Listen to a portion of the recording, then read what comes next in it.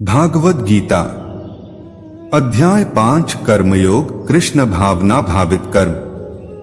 श्लोक 24 योऽन्तः सुखोऽन्तरारामस्तथान्तर्ज्योतिरेव्यः स योगी ब्रह्म निर्वाण ब्रह्म भूतोऽधिगच्छति।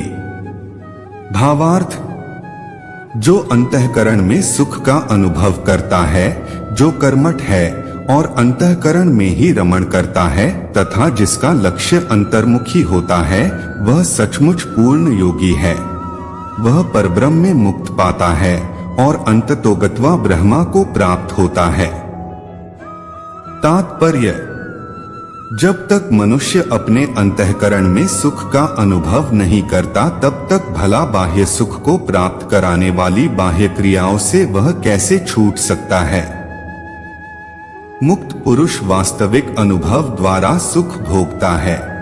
आथ वह किसी भी स्थान में मौन भाव से बैठकर अंतःकरण में जीवन के कार्यकलापों का आनंद लेता है। ऐसा मुक्त पुरुष कभी बाह्य भौतिक सुख की कामना नहीं करता। यह अवस्था ब्रह्मभूत कहलाती है, जिसे प्राप्त करने पर भगवत धाम जाना निश्चित है। अध्याय 5 कर्मयोग कृष्ण भावना भावित कर्म। श्लोक 25 लभन्ते ब्रह्म निर्वाणम् ऋषयः क्षीणकल्मषाः छिन्नद्वैधा यतात्मानः सर्वभूतिते रताः। भावार्थ, जो लोग संशय से उत्पन्न होने वाले द्वैत से परे हैं, जिनके मन आत्म साक्षात्कार में रत हैं, जो समस्त जीवों के कल्याण कार्य करने में सदैव व्यस्त रहते हैं और जो समस्त पापों से रहित हैं, वे ब्रह्म निर्वाण मुक्ति को प्राप्त होते हैं। तात्पर्य, केवल वही व्यक्ति सभी जीवों के कल्याण कार्य में रत कहा जाएगा जो पूर्णतया कृष्ण भावना भावित है। जब व्यक्ति को यह वास्तविक ज्ञान हो जाता है कि कृष्ण ही सभी वस्तुओं के उद्गम हैं, तब वह जो भी कर्म करता है सबों के हित को ध्यान में रखकर करता है।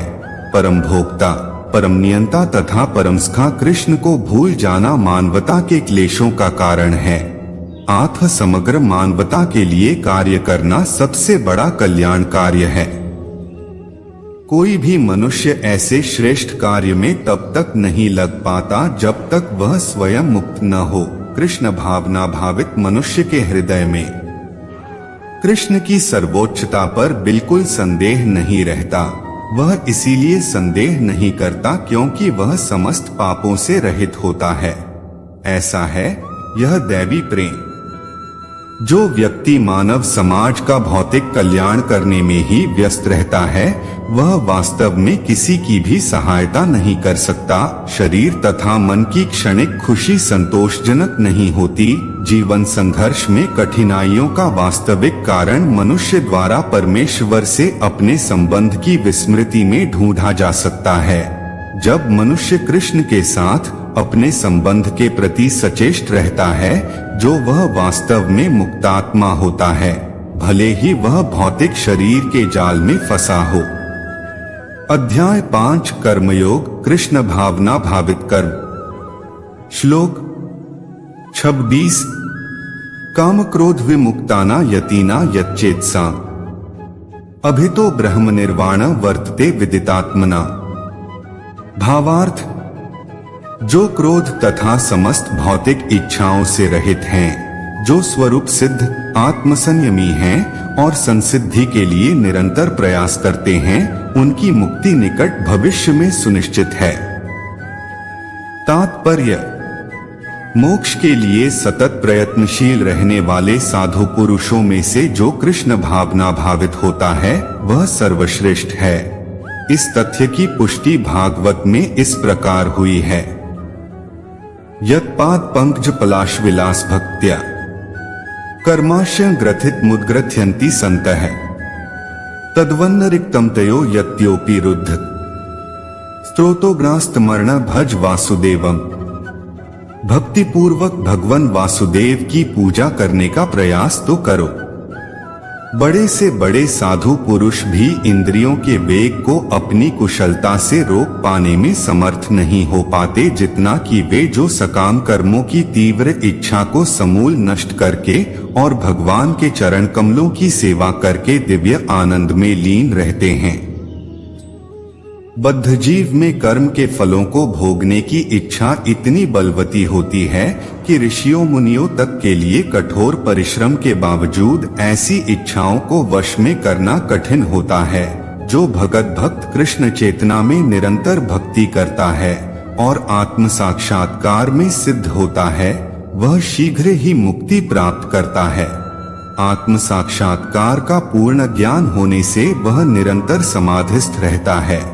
ऐसा ही एक उदाहरण दिया जा रहा है। दर्शन ध्यान संस्पर्शः मत्स्यकूर्म विहंगमा है, स्वान्यपत्यानि पुष्णन्ति तथा हम्पी पद्मज। मछली, कछुआ तथा पक्षी केवल दृष्टि, चिंतन तथा स्पर्श से अपनी संतानों को पालते हैं। हे पद्मज, मैं भी उसी तरह करता हूँ। मछली अपने बच्चों को केवल देखकर बड़ा करती है, कछुआ केवल चिंतन द्वारा अपने बच्चों को पालता है। कछुआ अपने अंडे स्थल में देता है और स्वयं जल में रहने के कारण निरंतर अंडों का चिंतन करता रहता है। इसी प्रकार भगवत भक्त भगवत धाम से दूर स्थिर रहकर भी भगवान का चिंतन करके कृष्ण भावनामृत द्वारा उनके धाम पहुंच सकता है। उसे भौतिक क्लेशों का अनुभव नहीं होता।